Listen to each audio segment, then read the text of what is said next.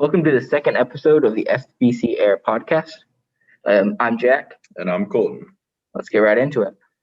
All right, so Jack, how was your break? It was pretty good. I stayed home this year and just kind of hung out with my family, which was nice. Had a good Christmas. What about you? Yeah, it definitely wasn't the same, but I also had a good Christmas. My sister came over since she's in the healthcare field, or she cares for mental health patients. We all wore our masks just to ensure that healthcare field, or she cares for sure that we would give it to each other. So that was kind of a pain in the butt, but we got through it, and we had a good Christmas for sure. Also got a little snow on Christmas, which was really nice. Yeah, so we had a lot of rain the night before, so I was kind of worried about that. We got some snow on Christmas. That was a nice little surprise. What was your favorite gift that you got this year? I got a chair for my desk, which sounds a little boring, but it's pretty cool. It's pretty fun. What about you? Mine was probably a basketball. My old basketball had no grip on it, and I got a really nice one. Haven't really been able to test it outside that much, but I dribble in my basement sometimes. So once it warms up, that'll be good. For sure.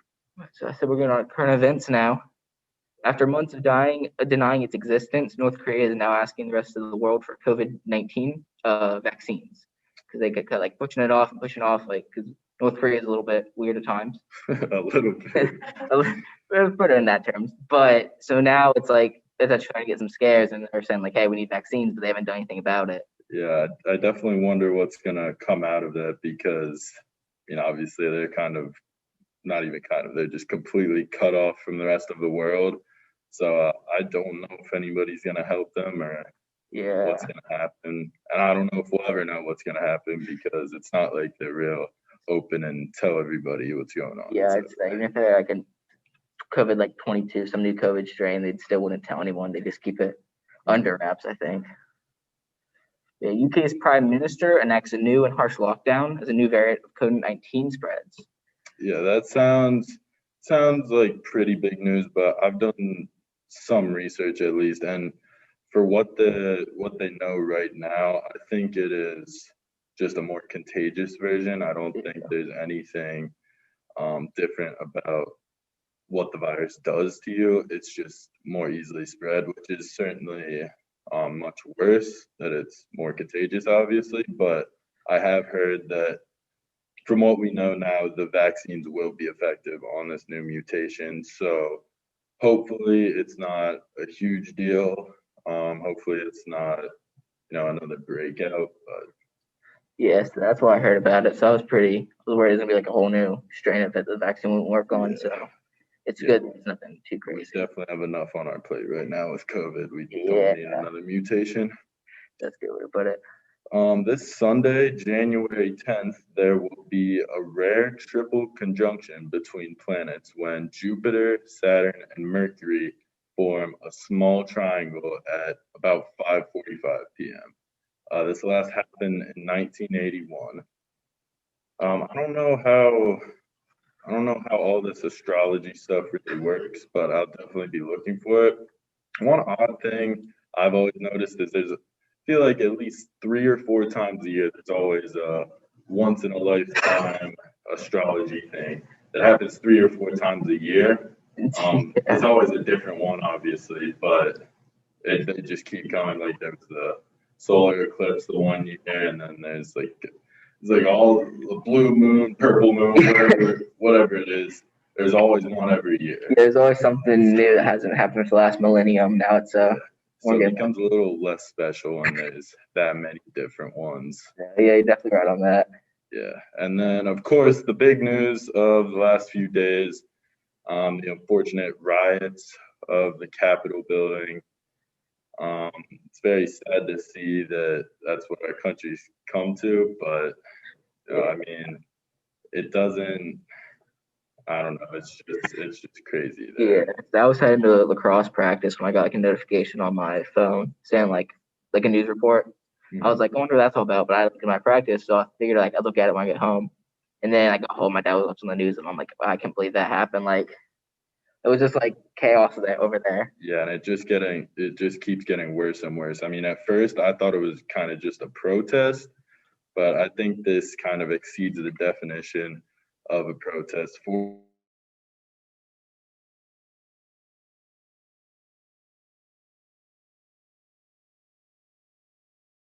the defense team they have there. It looks like they were kind of taking it easy on. I think they're kind of stepping it up It's a now, little bit more but serious now there. now that they've actually got in and destroyed the Capitol Yeah. building. But this was, by the way, if you didn't know, this is in the middle of a joint hearing between the Senate and House of Representatives about the presidential election and all that's been going on with the dispute.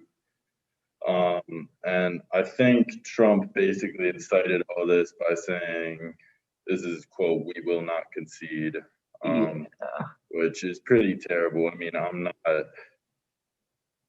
it's just not a good look for our country. Yeah, it's definitely. My dad was saying, like, with how tense we are with some other nations, that'd be a good time to, like, if someone wanted to, like, start attacking, then that would be a good time because we're all, like, tense. We have Corona. We got we're fighting ourselves. Yeah, we're fighting ourselves at this point, and it's not a good look for our country. All right, let's get into sports now.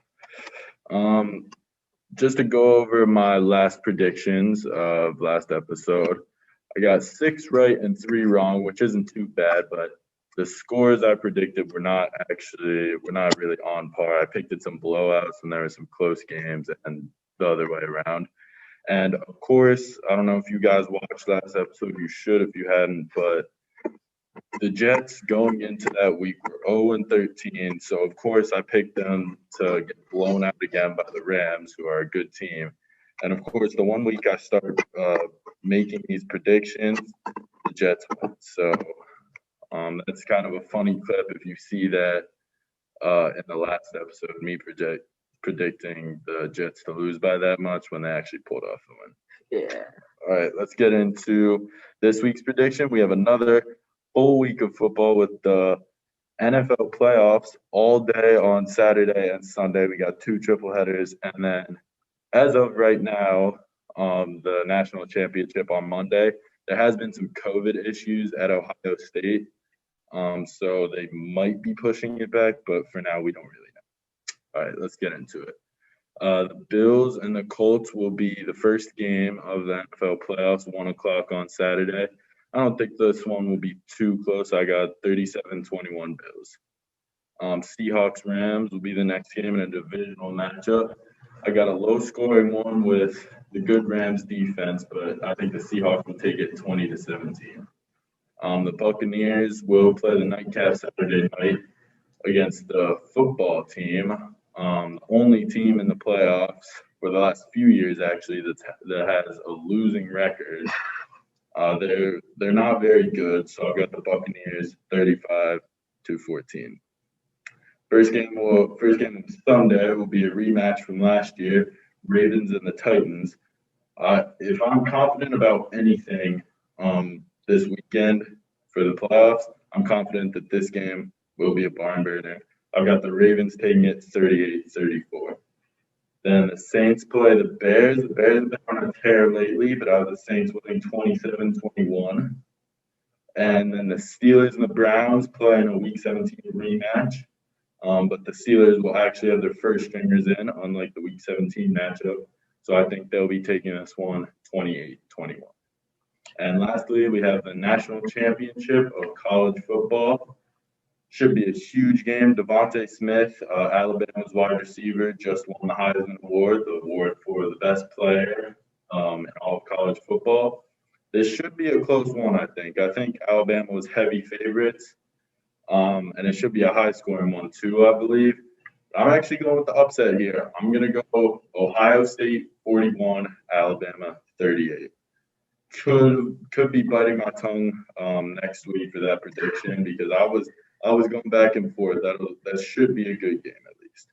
All right, let's get into our school sports for LD for winter sports resuming. Jack. So our winter, like Luna said, our winter sports are going to be resuming.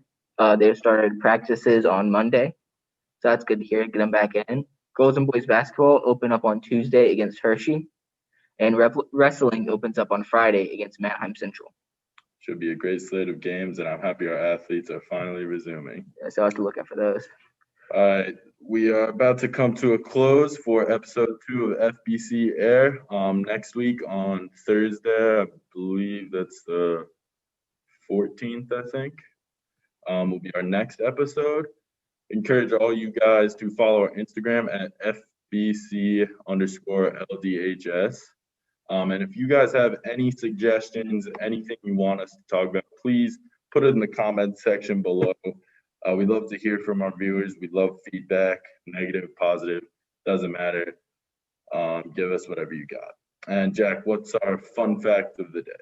The peregrine falcon is known for being able to reach high speeds. It can reach speeds of 200 miles per hour when it does something called a hunting stoop, a high-speed dive.